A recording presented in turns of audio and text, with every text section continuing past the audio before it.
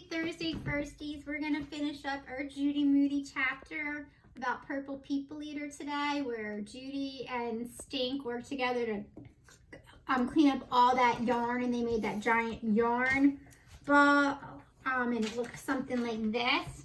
It kept getting bigger and bigger from when Mouse batted it all over the house. And remember, Judy's still trying to stay in a good mood, and I believe she's on good mood day 5 still, maybe 6. So we're gonna read on, predict if she's gonna stay in a good mood, and keep visualizing what's gonna happen with that yarn ball and what it looks like, okay? So they're cleaning it up, and here we go. Purple yarn, blue and red and key lime green, and atomic tangerine yarn. Even fuzzy wuzzy space dyed yarn was rolled into the great big ball. They wrapped and rolled until every bit of Judy's finger knitting chain went into the ginormous ball.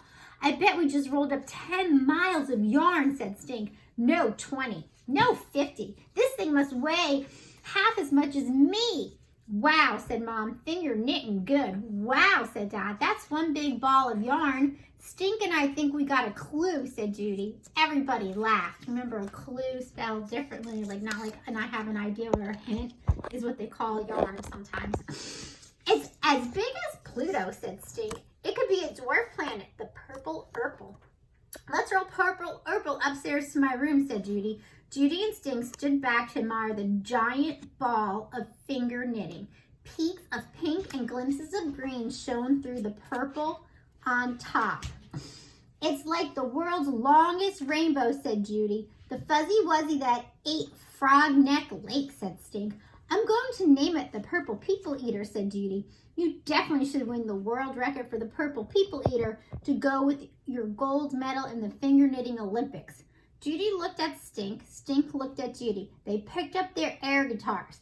Stink started dancing around. They sang the one-eyed, one-horned, flying Purple People Eater song again. Beep, beep, boop, bop, walla, walla, Washington. Later that night, Judy propped her elbows on her good mood pillow and eyeballed the Purple People Eater. It was purple, all right, but it was also Roy G. Biv. Red, orange, yellow, green, blue, indigo, and violet. All the colors of her many moods. Judy took out a marker. Brainstorm. She turned Stink's butt print into 2 funny faces. One side was a good mood face. The other was a good mood face. A bad mood face. Judy knitted her brow. She had just barely made it through GMD number 6.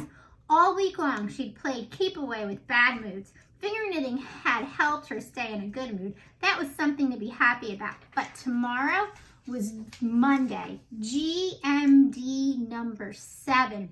Would she? Could she make it? Eureka! She, Judy Moody, had a mood-tastic idea. The perfect way to celebrate Good Mood Day number 7 and to brighten up a boring old Monday. Wow, okay. She's made it through 6 days now, and it's going to be day number 7. I want you to stop and make a prediction. What do you think she's going to do to brighten up that Monday, to make Monday a good mood day? All right, so next week, we're going to find out. We're going to finish it and find out. Now, remember, we've been working on our book report, so I want you to take out the book that you're reading for your book report. Again, I'm reading The Pout Pout Fish and the Bully Bully Shark. And let's go over the parts to our book report one more time. So we wrote the title of our book, which mine was The Pout Pout Fish and the Bully Bully Shark. And my author was Deborah Dyson, and I found it on my cover. And my book is fiction, so it's made up. And my characters, the most important main characters, are Mr. Fish and the shark. Now, my favorite part of this book was when Mr. Fish told the shark he could not be mean anymore. So if we were in school, I would love to read this book to you, and maybe when we finish up with Judy Moody, I can read it one day for reading, because it's so great, and it talks about how important it is to get along with others, and that you shouldn't be mean, and everyone gets along, right? Everyone gets to play, or nobody gets to play. And that's what Mr. Fish had to go and tell Mr. Shark. But Mr. Fish was a little scared to do it because Mr. Shark was so much bigger.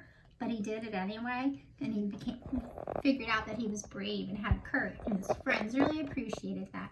So that was my favorite part of the story, that Mr. Fish told the shark, "You can't bully us." And so I gave my book a rating of 5, a great flower rating again, because I really like this book and I really would like to share it with you guys, okay? So finish up your book report. Have a wonderful, thoughtful, thrilling Thursday, and I'll see you tomorrow for Friday. Bye, Firsties.